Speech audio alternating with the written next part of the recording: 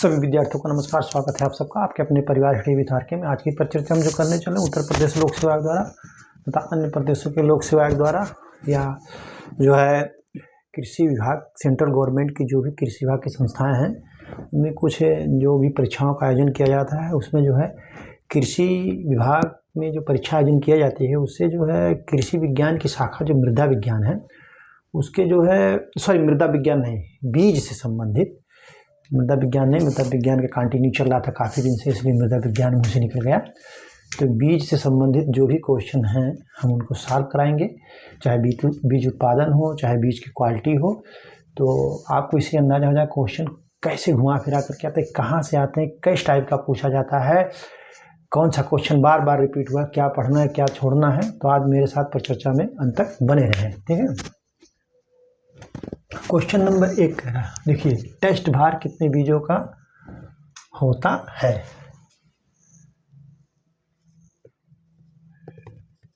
Test भार कितने बीजों का लिया जाता है। कह रहा है कि टेस्ट भार जो है, बीज का टेस्ट भार जो होता है वो कितना बीजों का लिया जाता है। तो कह रहा है ऑप्शन ए 100, बी 10, सी 1000 और डी कह रहा है 10,000। तो टेस्ट भार कितने जो है लिया जाता है, वो लिया जाता है 1000 सीडों का। कितने का? 1000 बीजों का। जैसे छोटे दानों,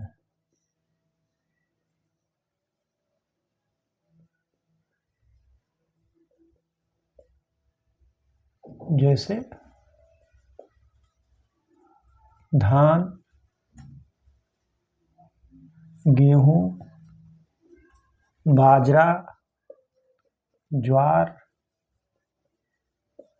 आदि छोटे दानों के लिए, जैसे धान, गेहूं, बाजरा, ज्वार आदि। और बड़े दानों के लिए 100 बीज, बड़े दानों के लिए ये 100 बीज जो है बड़े दानों के लिए, जैसे मक्का, चना, मटर, मूंगफली आदि। टेस्ट भार जो होता है वो 1000 बीज का लिया जाता है छोटे दानों के लिए, जैसे धान, गेहूं, बाजरा, ज्वार। और 100 दाना जो लिया जाता है वो बड़े दाने का, जैसे मक्का, चना, मटर और मूंगफली के लिए। ठीक है, आप इसको नोट कर लीजिए। ठीक, आप जो है इसको नोट करिए। ठीक,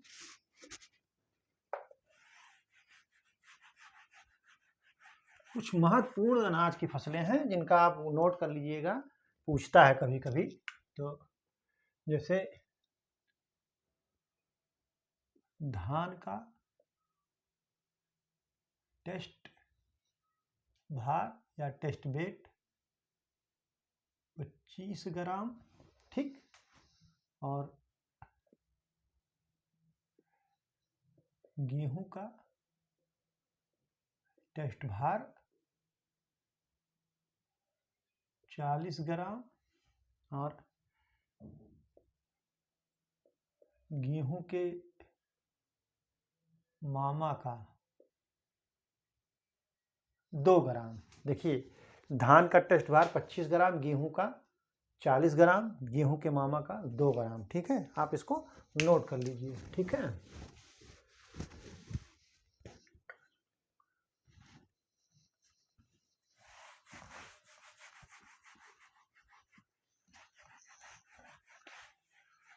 क्वेश्चन नंबर 2। क्वेश्चन नंबर 2 कह रहा है टेट्राजोलियम, क्या कह रहा है?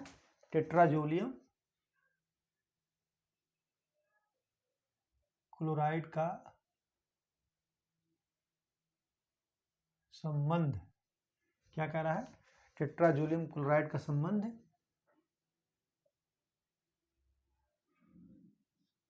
किससे है, टेट्राजोलियम क्लोराइड का संबंध किससे है, तो कह रहा है कि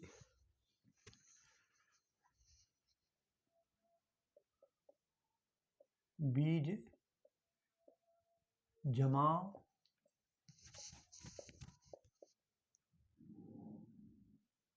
स्वच्छता, बीज जमाव स्वच्छता, सफाई, और डी कह रहा है ओज, सीड, जिसको इंग्लिश में कहते हैं सीड वायबिलिटी, क्या कहते हैं, इसको बोलते हैं वायबिलिटी, ओज। तो टेट्राजोलियम क्लोराइड का संबंध किससे है, तो सीड वायबिलिटी से होता है, ना कि सीड जर्मिनेशन से। अक्सर बच्चे सीड जर्मिनेशन, बीज का जमाव लगा देते हैं, लेकिन ये होता है बीज के ओज से। ठीक है, आप इसको नोट कर लीजिए। ठीक है,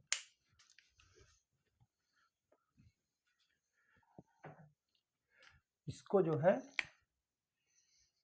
क्या कहते हैं, क्विक जर्मिनेशन टेस्ट भी कहा जाता है। इसको जो है क्विक जर्मिनेशन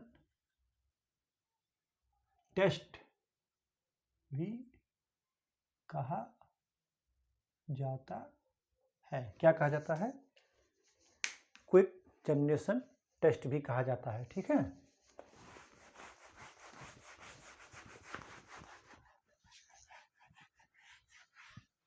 टेट्राजोलियम क्लोराइड का किससे संबंध है, तो सीड वायबिलिटी से।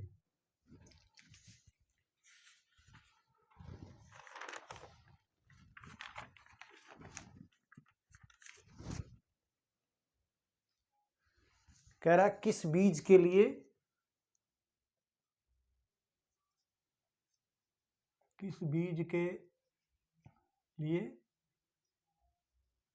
प्रमाणीकरण, क्या कह रहा है, किस बीज के लिए प्रमाणीकरण आवश्यक नहीं है, कह रहा है किस बीज के लिए प्रमाणीकरण आवश्यक नहीं है। ऑप्शन एक प्रमाणित बीज,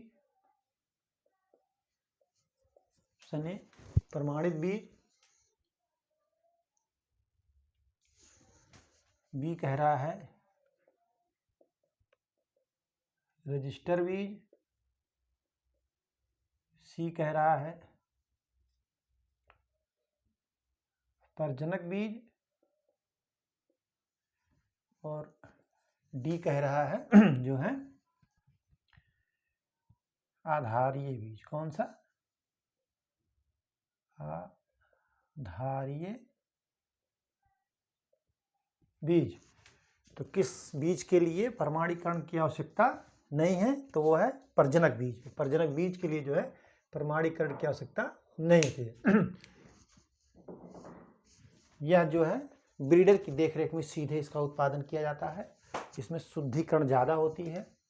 ठीक है, प्रजनक बीज के जो है प्रमाणीकरण की आवश्यकता नहीं होती है। क्वेश्चन नंबर जो है 5, बीज प्रमाणीकरण क्यों आवश्यक है, जो है बीज प्रमाणीकरण कह रहा है क्यों आवश्यक है।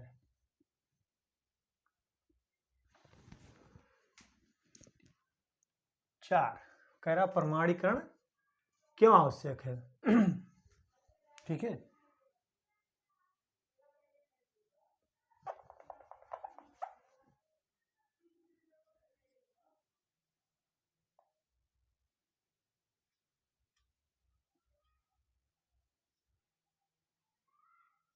बीज का प्रमाणीकरण क्यों आवश्यक है। कह रहा बीज का प्रमाणीकरण क्यों आवश्यक है। निर्धारित अंकुरण के लिए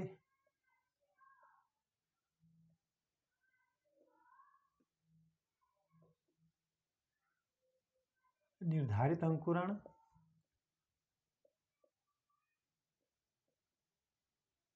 भौतिक और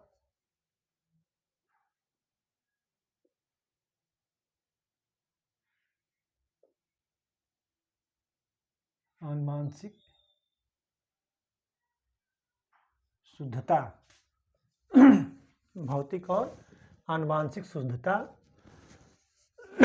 उन्नतशील किस्म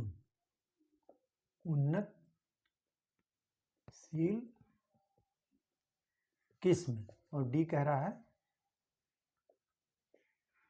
उपयुक्त सभी। बीज का प्रमाणीकरण क्यों आवश्यक है। तो निर्धारित अंकुरण के लिए भौतिक और आनुवांशिक शुद्धता उन्नतशील किस्म उपयुक्त सभी के लिए। ठीक है, आप इसको नोट कर लीजिए। ठीक है, ये जो है ऑप्शन सही आपका होगा डी, उपयुक्त सभी के लिए। ठीक है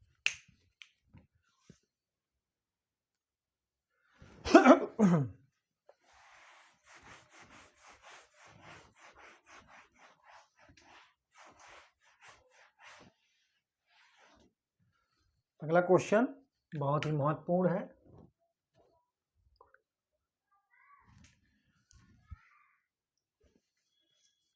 कह रहा है अंकुरण के समय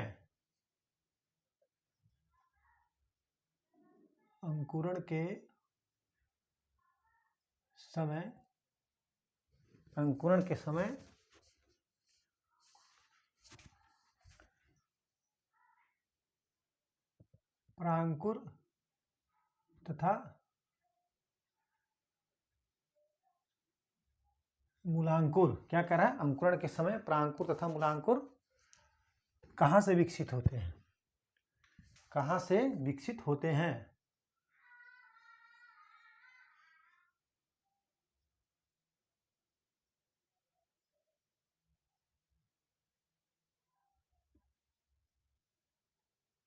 अंकुरण के समय परांकुर तथा मूलांकुर कहाँ से विकसित होते हैं। कह रहा है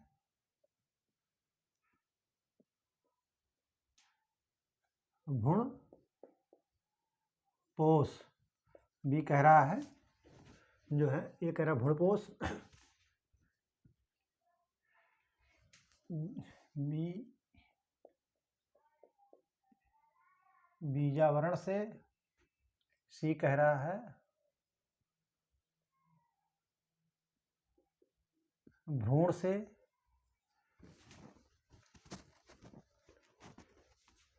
सी कह रहा है हाइलम से।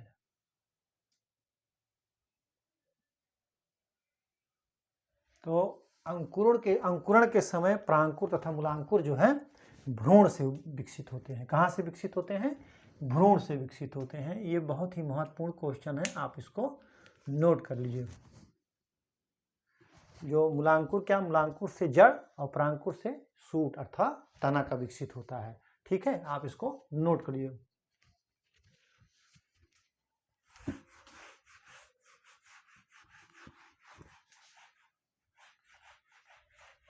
क्वेश्चन नंबर 7,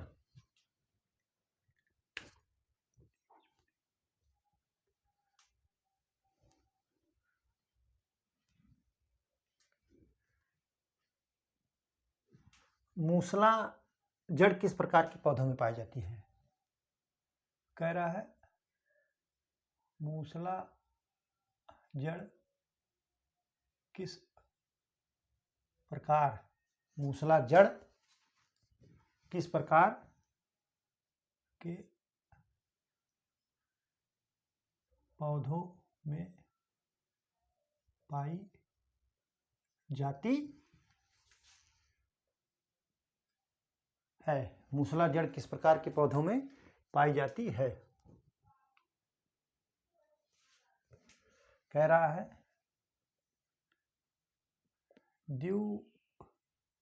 बीज पत्री पौधों में, 2 बीजपत्री पौधों में। बी कह रहा है 1 बीज पत्री पौधों में। फिर सी कह रहा है 1 बीजपत्री तथा द्विबीजपत्री में। ठीक है। डी कह रहा है उपयुक्त में से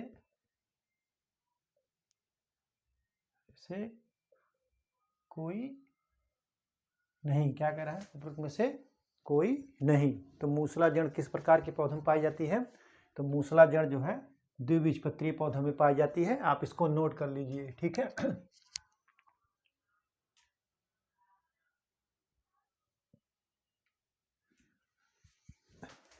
पौधों में 2 प्रकार की जड़ें पाई जाती हैं, एक मूसला जड़, एक अपस्थानिक जड़ें। तो मूसला जड़ें जो है द्विबीजपत्री पौधे में, और जो है अपस्थानिक जड़ें एक बीजपत्री पौधे में पाई जाती हैं। आप इसको नोट कर लीजिए। ठीक है। एक बीजपत्री पौधों में जो है अपस्थानिक जड़ें पाई जाती हैं। ठीक है। आप इसको नोट कर लीजिए। ठीक है।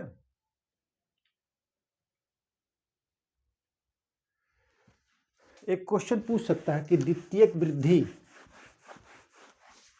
वृद्धि किसमें पाई जाती है? तो द्वितीयक वृद्धि जो है द्विबीजपत्री पौधे में पाई जाती है। आप इसको नोट कर लीजिए। ठीक है। द्वितीयक वृद्धि 2 बीजपत्री पौधों में पाई जाती है। ठीक है। आप इसको नोट कर लीजिए। ठीक है। कपास के प्रजनक बीज की कह रहा है,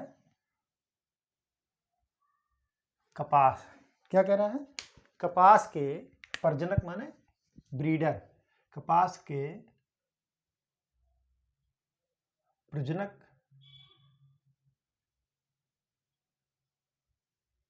बीज की पृथक्करण दूरी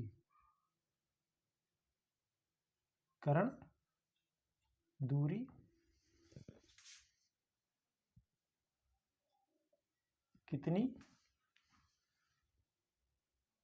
रखी जाती है? Option A 100 metre, B 75 metre, C 25 metre, D 50 metre. ठीक है।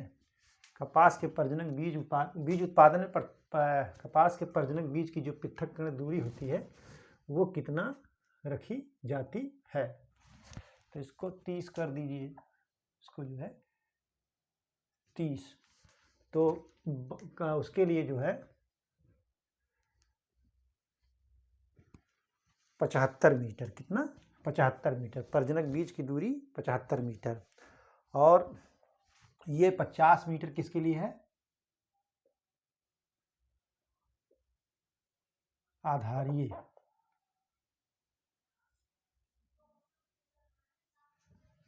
और 30 मीटर जो है प्रमाणित बीज। ठीक है। कपास के जो है प्रजनक बीज की जो पृथक्करण दूरी है वो 75 मीटर, आधारीय 50 मीटर, प्रमाणित 30 मीटर। ठीक है। आप इसको नोट कर लीजिए। ठीक है।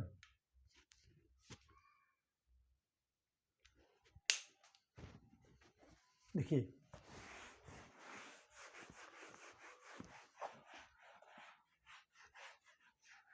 Question number 9।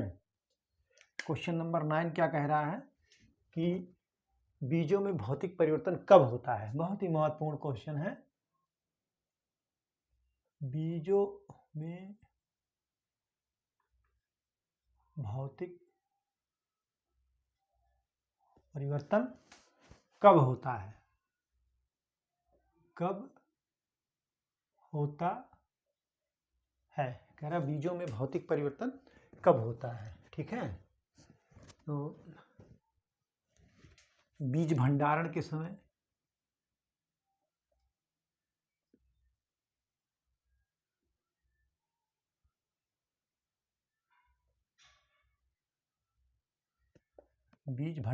समय कह रहा है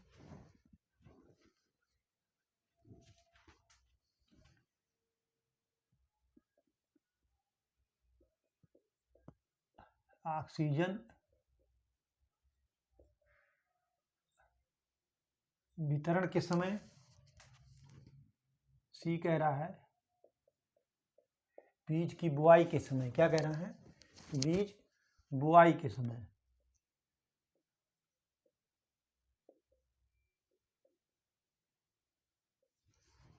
और डी क्या कह रहा है, डी कह रहा है बुआई एवं भंडारण के समय।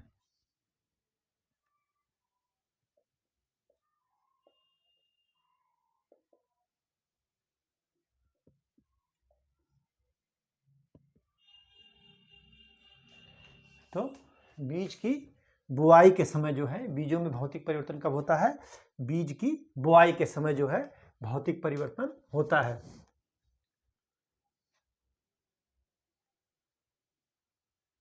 ठीक, आप इसको नोट कर लीजिए। ठीक है,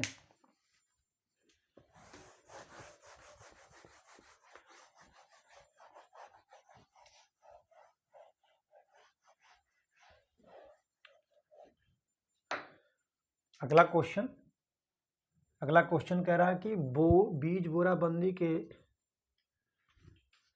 बीज बोराबंदी, जैसे बीज बोराबंदी मतलब बीज को बोरे में भर के बंद कर दिया तो उससे क्या लाभ होता है। तो उससे लाभ ये होता है कि पहचान में आसान होता है, ढुआई में आसान होता है, ढुआई में आसान, एक निश्चित भार भी उसमें होता है। तो आप इसको ऐसे ही जान लीजिए कि आप बोरे में किसी चीज़ को रखेंगे तो उससे क्या क्या लाभ है। ठीक है, उसको नोट कर लीजिए आप अपने स्तर से। अगला क्वेश्चन कह रहा है सूखे बीज को पानी में भिगोने पर, सूखे बीज को पानी में, सूखे बीज को पानी में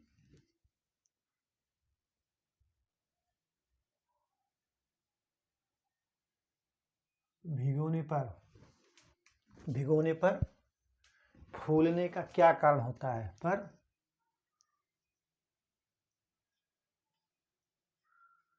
फूलने का क्या कारण होता है, कह रहा है फूलने का क्या कारण होता है। ऑप्शन ए कह रहा है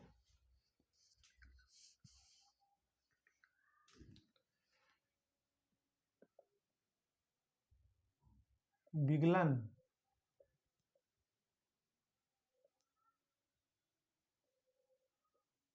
अवशोषण, और सी कह रहा है जो है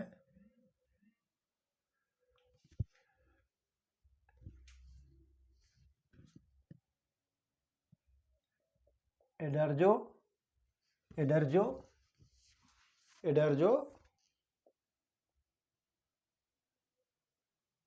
सन, और डी कह रहा है अंतः शोषण। क्या, अंतः शोषण,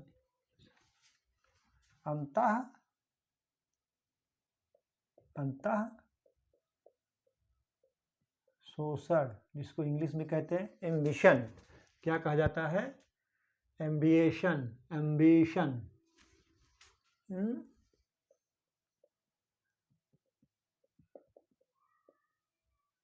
यही है, अक्सर लोग अवशोषण लगा देते हैं बच्चे, ये अंतः शोषण होगा यानी एम्बिशन होगा। ठीक है, क्या होगा, एम्बिशन होगा।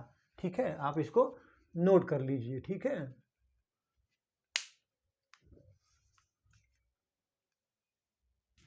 जब पानी अंतः शोषण करता है तो फूल जाता है, आयतन उसका बढ़ जाता है। ठीक, आप इसको नोट कर लीजिए।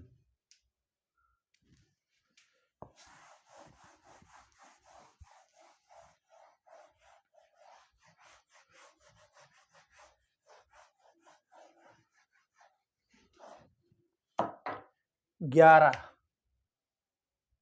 क्वेश्चन 11 कह रहा है परिपक्व बीज में केंद्रक के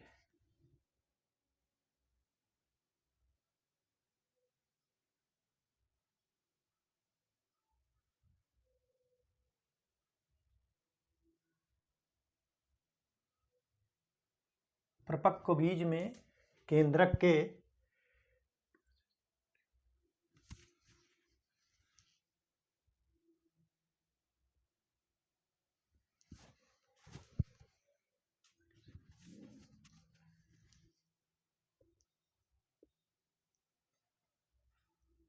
परसिस्टेंट क्या कह रहा है परिपक्व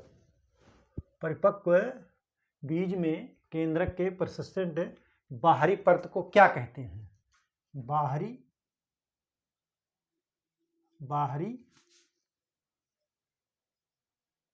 परत को क्या कहते हैं? परिपक्व बीज में केंद्रक के परसिस्टेंट बाहरी परत को क्या कहते हैं?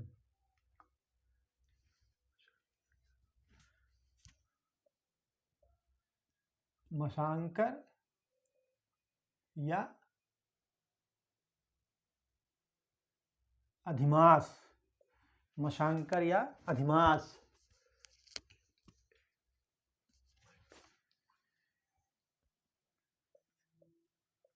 एंडोस्टोम। और सी क्या कह रहा है? एंडोथेलियम।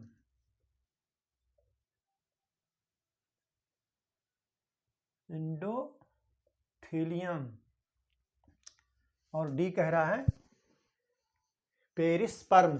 क्या? पेरिस्पर्म। तो परिपक्व बीज में केंद्रक के परसिस्टेंट बाहरी परत को क्या कहते हैं? तो कहते हैं पेरिस्पर्म कहते हैं। क्या कहते हैं? पेरिस्पर्म कहते हैं। आप इसको नोट कर लीजिए, ठीक है।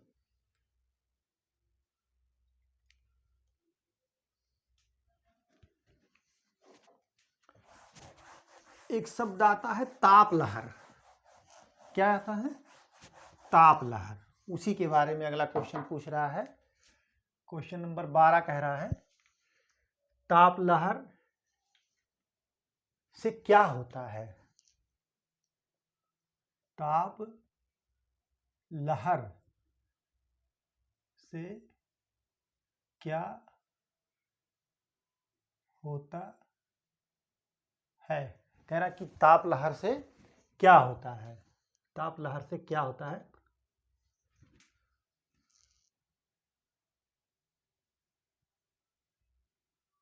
परागण,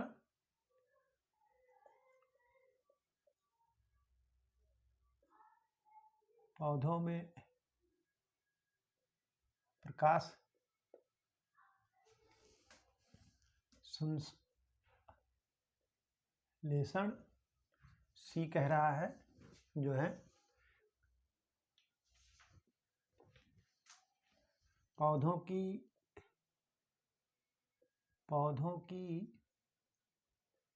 जड़ों की वृद्धियों क्रियाशील। क्या कह रहा है? पौधों की जड़ों की वृद्धियों क्रियाशील। और डी कह रहा है फसल के बीज का अंकुरण। फसल के बीज का अंकुरण। क्या कह रहा है? फसल के बीज का अंकुरण। तो ताप लहर से क्या होता है? तो ताप लहर से जो है ऑप्शन डी सही है, फसल के बीज का अंकुरण। ठीक है, आप इसको नोट कर लीजिए, ठीक है।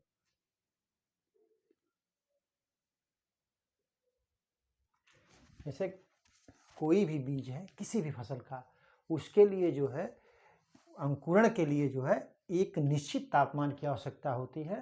तो उसी ताप को जो है मेंटेन किया जाता है। तो इसी को क्या कहते हैं? ताप लहर कहते हैं, ठीक है।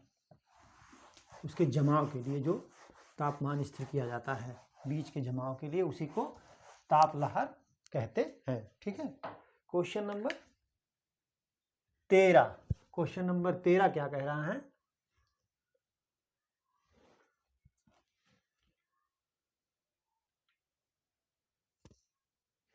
जैव क्षति क्या है? जैव क्षति क्या है? कह रहा जैव क्षति क्या है? बीजों को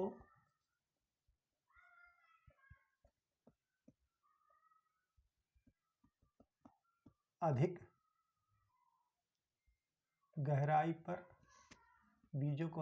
पर बोने से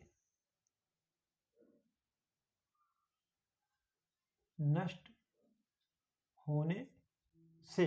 ठीक है, फिर बी क्या कह रहा है? बी कह रहा है बीज में खरपतवार के अधिक बीज होना, बीज में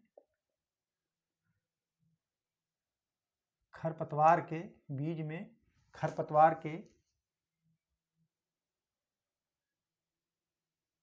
अधिक बीज होना। सी क्या कह रहा है? सी कह रहा है विभिन्न प्रकार के कीड़ों मकोड़ों तथा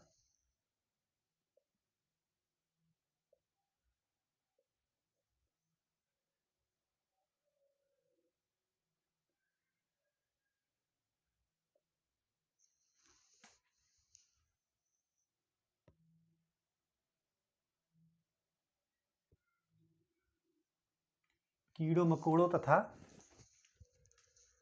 जीवधारियों द्वारा बीज की क्षति।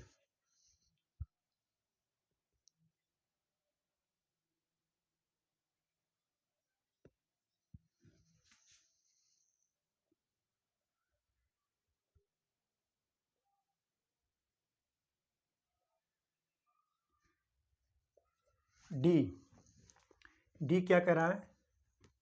बीज का जमाव के बाद नष्ट होना।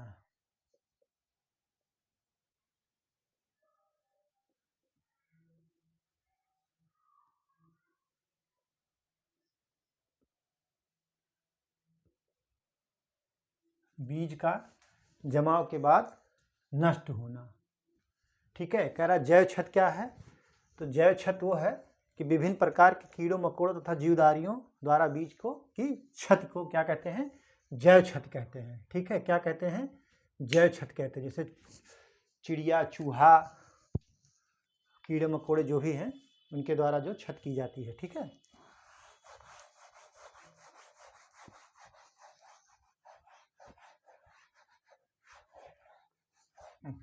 Question number 14। क्वेश्चन नंबर 14 क्या कह रहा है? नीले रंग का टैंक किसका होता है? तो हमने आपको बताया कि जो है पीला सुनहरा, जिसको गोल्डन येलो कहते हैं, ब्रीडर सीड का। सफेद जो है आधारीय सीड का टैग होता है, यानी सॉरी हाँ, प्रजनक बीज का जो होता है गोल्डन येलो होता है, यानी ब्रीडर सीड। और फाउंडेशन, जिसको हिंदी में आधारीय बीज कहते हैं, इसका सफ़ेद टैग होता है।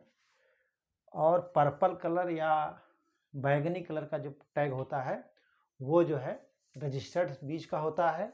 और नीला टैग जो होता है नीले रंग का, वो जो है प्रमाणित बीज का होता है। तो ये चारों आप अच्छी तरीके से इसको याद कर लीजिए, ये पूछा जा सकता है। इन चारों में से कोई ना कोई प्रश्न पूछने की संभावना बराबर बनी रहती है। ठीक है, आप इसको नोट कर लीजिए। ठीक है,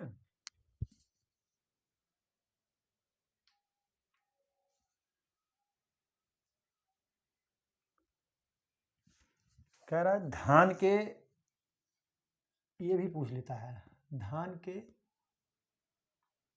आधारीय बीज का पृथक्करण दूरी कितनी होती है? धान के आधारीय बीज के पृथक्करण दूरी कितनी होती है? ठीक है, ऑप्शन ए क्या कहना है? 50 मीटर, बी कह रहा है 30 मीटर, सी कह रहा है 3 मीटर, डी कह रहा है 10 मीटर। तो कितनी पृथक्करण दूरी होती है धान में? 3 मीटर। धान गेहूं दोनों में, गेहूं में भी, ठीक है, गेहूं में भी यही पृथक्करण दूरी होती है। जैसे धान गेहूं जौ, धान गेहूं जौ में 3 मीटर ही दूरी रखी जाती है।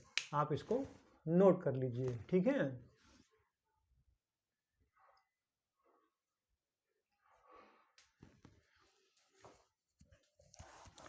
अगला क्वेश्चन,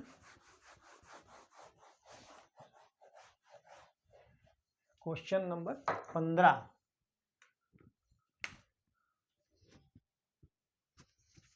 कह रहा है कौन सी बीज की किस्म है? तो इसमें दिया है संकर, संकुल, जनक और उत्परिवर्तन।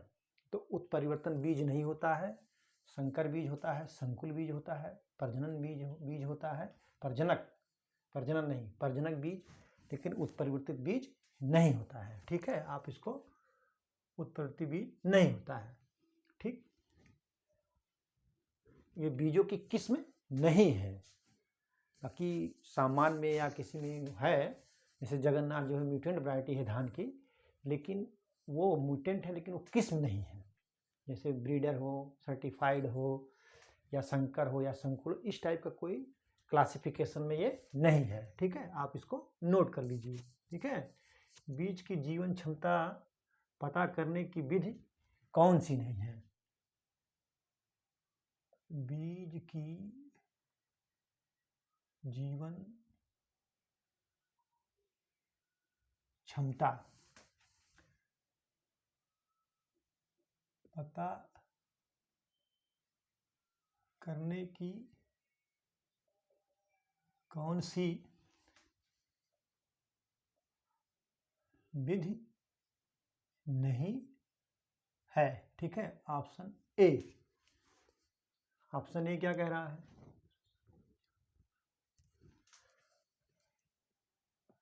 श्वसन परीक्षण। बी क्या कह रहा है? भ्रूण संवर्धन विधि, भ्रूण संवर्धन विधि। सी क्या कह रहा है? सी कह रहा है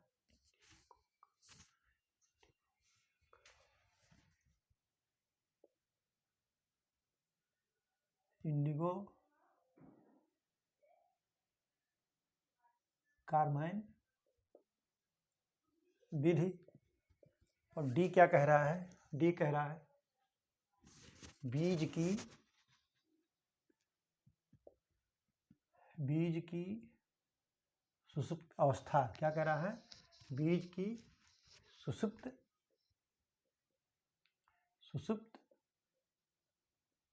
अवस्था की विधि।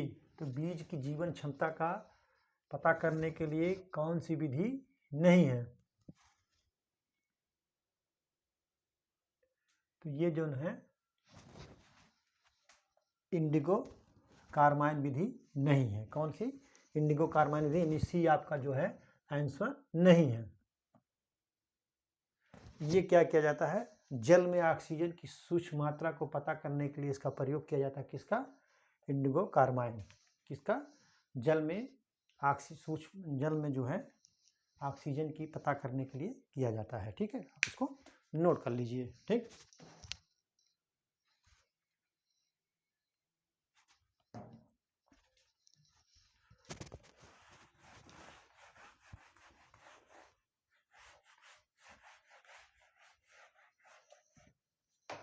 क्वेश्चन नंबर 16 क्या कह रहा है? कह रहा है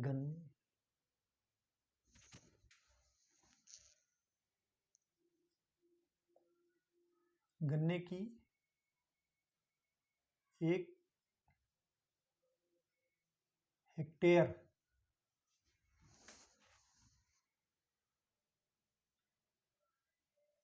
बुआई करने के लिए, कह रहा है गन्ने की 1 हेक्टेयर बुआई करने के लिए कुल कितने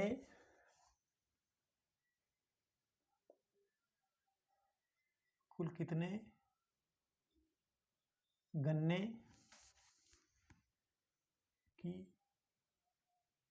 के कुल कितने गन्ने के बीज की आवश्यकता होगी, कुल कितने गन्ने के बीज की आवश्यकता होगी। Option A 50,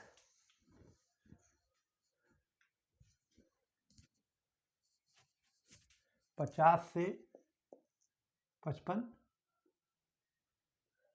quintal. बी कह रहा है 80 से 85 कुंतल। सी कह रहा है जो है 70 से 75 कुंतल। डी कह रहा है 60 से 70 कुंतल। तो कितने की आवश्यकता पड़ेगी? 70 से 75 कुंतल की 1 हेक्टेयर गन्ने की बुआई करने के लिए जो बीज की आवश्यकता पड़ती है गन्ने की, तो 70 से 75 कुंतल की आवश्यकता पड़ती है। और टुकड़े भी पूछता है, तो इसी समय आप टुकड़े भी निपटा दीजिए, हम आपको इसी में बता दे रहे हैं। 70 से 75 कुंटल उसका वजन जो होता है गन्ने का, उसकी आवश्यकता होती है। लेकिन 3 अखुआ गन्ने का जो गन्ने का टुकड़ा होता है वो कितने अखुआ का होता है? 3 अखुआ यानी 3 कलके का। और गन्ने का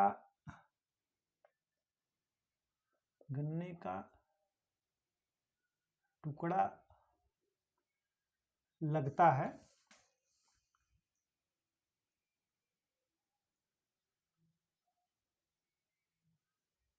प्रति हेक्टेयर वो 35,000 से 40,000। कितना? 40,000 टुकड़ा प्रति हेक्टेयर। ठीक है, 35,000 से 40,000 टुकड़ा जो है प्रति हेक्टेयर लगता है। आप इसको नोट कर लीजिए। ये दोनों आप इसमें से कोई ना कोई बन सकता है क्वेश्चन। ठीक है, अगला क्वेश्चन 17, सीड प्लाट तकनीकी या टेक्निक किसमें अपनाई जाती है? तकनीकी किस में अपनाई जाती है? कह रहे कि सीड प्लाट तकनीकी या टेक्निक किसमें अपनाई जाती है? ऑप्शन ए सोयाबीन, बी कह रहा है गन्ना, बी क्या कह रहा है? गन्ना, सी आलू, डी प्याज। तो सीड प्लाट तकनीक किस में अपनाई जाती है? आलू में अपनाई जाती है। आप इसको नोट कर लीजिए। ठीक है, कि सीड प्लाट तकनीकी जो है आलू में अपनाई जाती है। ये बहुत बार पूछा गया है, इसलिए इसको आप जो है अच्छी तरीके से तैयार कर लीजिएगा। ठीक है, इसको जो है ये बहुत बार पूछा गया है, इसमें आप चूकिएगा नहीं इसको तैयार करने में। ठीक,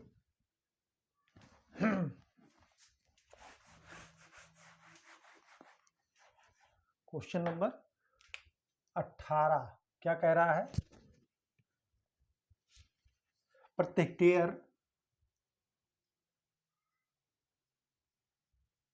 हेक्टेयर आलू के लिए बीज दर क्या होती है? कह रहा है प्रति हेक्टेयर आलू के लिए बीज दर क्या होती है? ठीक है, कह रहा है 10 क्विंटल प्रति हेक्टेयर। बी कह रहा है 20 कुंतल प्रति हेक्टेयर, सी 25 कुंतल प्रति हेक्टेयर, डी 40 कुंतल प्रति हेक्टेयर। तो कितना लगता है? 25 कुंटल प्रति हेक्टेयर। आप इसको नोट कर लीजिए कि जो है ये 25 कुंटल लगता है। अब वो आकार कितना होता है? 3 से 5 सेंटीमीटर आकार का, 3 से 5 सेंटीमीटर आकार होगा और 25 कुंटल पर हेक्टेयर लगता है। ठीक है, आप इसको नोट कर लो। अगला क्वेश्चन, ये क्वेश्चन बहुत बार मैंने लिखाया है, बहुत बार बताया है कि जड़ों की वृद्धि के लिए कौन सा पोषक तत्व आवश्यक है? तो फास्फोरस। कौन सा? फास्फोरस जो है जड़ों की पौधों की वृद्धि के लिए आवश्यक है। ठीक है, क्वेश्चन नंबर 19,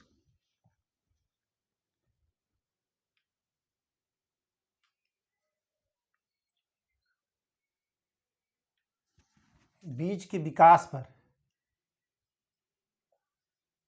बीज के विकास पर, बीज के विकास पर नई नीति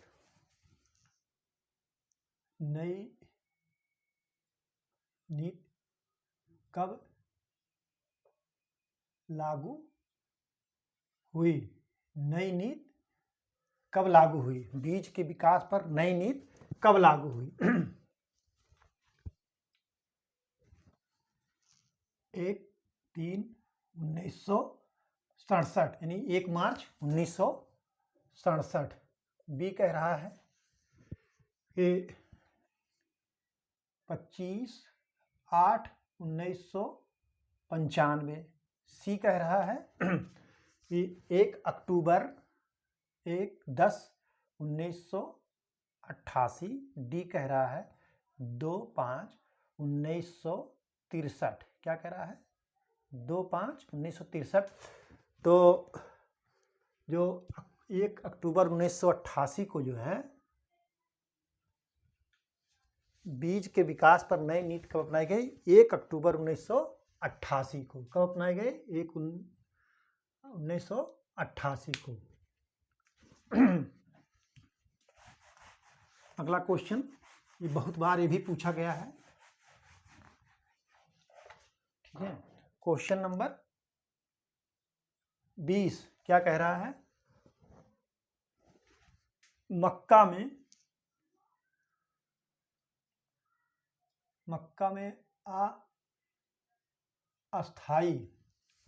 अस्थायी जड़ों को क्या कहा जाता है? मतलब मक्का में जो जड़, अस्थायी जड़ मिलती है उसको क्या कहा जाता है?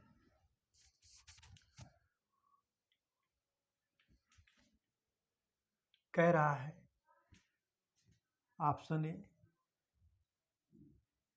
परजतक जड़, बी क्या कह रहा है? आकस्मिक जड़,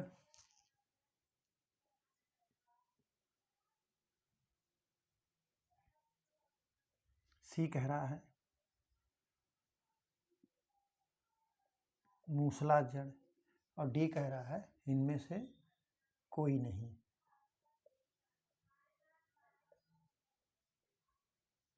तो मक्का में जो अस्थायी जड़ मिलती है उसको क्या कहा जाता है?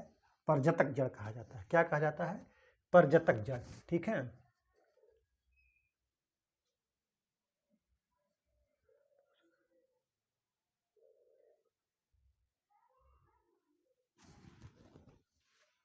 ये ऐसे होता है। जैसे ये मंज मक्का का पौधा है, तो ये दूसरी तीसरी ये जो गांठ यहाँ होती है, यहाँ पर यहीं से ऐसे जो है लगी रहती हैं ज़मीन में, तो ये जो है सहारा प्रदान करती हैं। तो इनको जो है परजतक जड़ कहा जाता है। क्या कहा जाता है? परजतक जड़। परजतक जड़ को और नाम से भी जाना जाता है प्रॉप रॉट। क्या? प्रॉप जो है ये प्रॉप रॉट। क्या है? Prop root. Prop root aerial जड़ क्या कहते हैं, प्रॉप रॉड, एरियल जड़ या बेस जड़ कहते हैं। इतने नाम से इसको और जाना जाता है। पूछ लेता है अक्सर कि एरियल जड़ या बेस जड़ किस फसल में पाई जाती है, तो ये मक्का में पाई जाती है। प्रॉप रूट जो है मक्का में पाई जाती है, प्रजतक जड़ मक्का में पाई जाती है। आप इसको नोट कर लीजिए, ठीक है। अगला क्वेश्चन, थीरम का प्रयोग किसके लिए होता है? Thiram, captan, ceresan. Thiram, captan और सेरेशन का प्रयोग किसके लिए होता है? सीड ड्रेसिंग के लिए होता है, यानी बीज शोधन के लिए होता है। आप इसको भी नोट कर लीजिए, ठीक है। कह रहा निम्नलिखित में से कौन सा पौधे के तने का रूपांतरण है? तो पौधे के तने का रूपांतरण जो होता है वो क्या क्या है, लिखा दे रहा हूं, आप इसको नोट कर लीजिए। पौधे के तने का रूपांतरण कौन कौन है? गन्ना, ठीक, हल्दी, आलू, अदरक। क्या क्या है? गन्ना, हल्दी, आलू, अदरक क्या है? ये तने का रूपांतरण है, रूपांतरित तना है, ठीक है। इतने ये क्या है? तना है। और जड़, जड़ कौन कौन से हैं? जड़ शकरकंद, मूली, गाजर,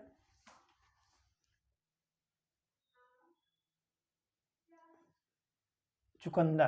क्या? शकरकंद जड़ जो है, शकरकंद, मूली, गाजर और चुकंदर। देखिए इनके जो ये भाग हैं, जो खाने वाले भाग हैं, वो जो है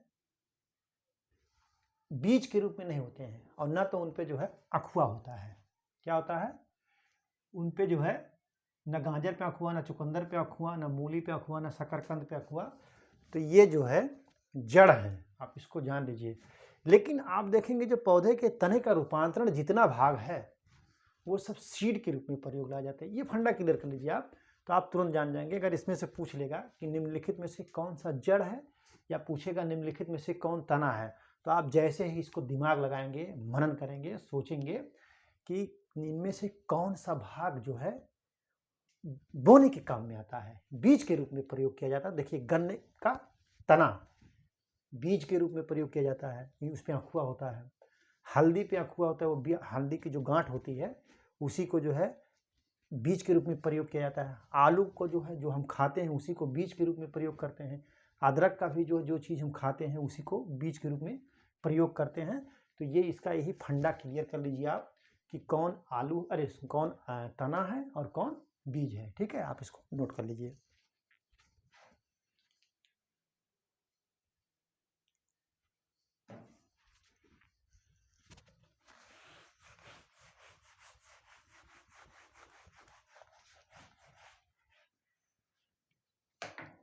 क्वेश्चन नंबर 22,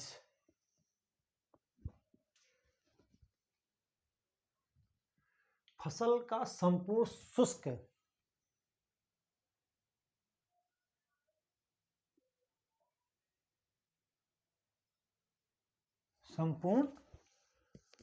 शुष्क उत्पादित पदार्थ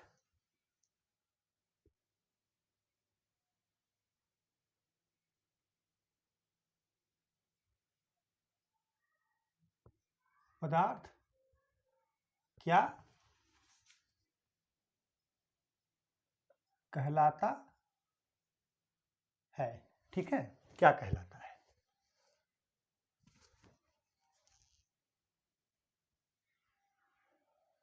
फसल उत्पादन। और बी क्या कह रहा है? बी कह रहा है शुष्क पदार्थ उपज। शुष्क पदार्थ उपज। और सी क्या कह रहा है? सी कह रहा है आर्थिक उत्पादन। क्या कह रहा है? आर्थिक उत्पादन, आर्थिक उत्पादन कह रहा है। और डी कह रहा है बायोलॉजिकल उपज। क्या कह रहा है? बायोलॉजिकल उपज।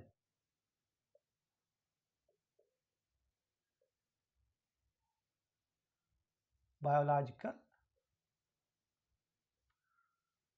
उपज, ठीक है। तो फसल का संपूर्ण शुष्क उत्पादित पदार्थ क्या कहलाता है? वो कहलाता है बायोलॉजिकल उपज, ठीक है। आप इसको नोट कर लीजिए, ठीक है।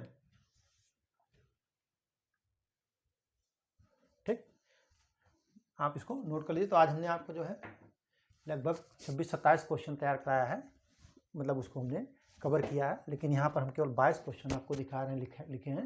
लेकिन लगभग 25-26 क्वेश्चन हमने जो है कवर किया है। और जो कंटेंट हमने आपको उपलब्ध कराया है वो लगभग 40-40 क्वेश्चन का कंटेंट हमने आपको उपलब्ध करा दिया है। तो 4-5 क्लास में जो है बीज से संबंधित जो भी है वो ख़त्म हो जाएगा। और इसमें से पक्का है 1-2 क्वेश्चन आपका फंस जाएगा। तो आप इसको बढ़िया से तैयार कर लीजिए, पढ़ लीजिए। तो आज की परिचर्चा यहीं पर समाप्त की जाती है। परिचर्चा बने रहने के लिए बहुत बहुत धन्यवाद। Thank you so much.